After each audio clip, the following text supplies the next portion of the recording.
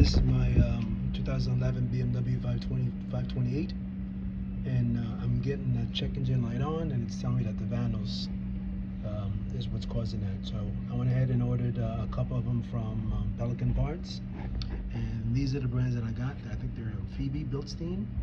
So these are the ones I took out. Didn't have to do much. It's pretty simple.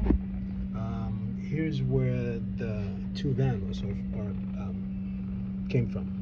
One right here, as you see, that's the bottom one, and then there's the top one right above that one. So they're held in place by these two 10mm bolts, and it's pretty straightforward. You don't have to remove anything. Just pretty much you have to move this hose down a bit, and then to be able to get to the one, and then twist them out and put in the new ones. With the new ones, just want to go ahead and put in a little lubricant on the O-ring to get it to sit properly, and that pretty much should be it. So let me show you what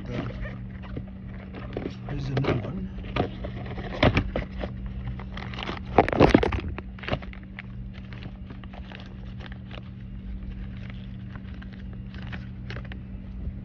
And this is the brand new one. It comes with the O-ring.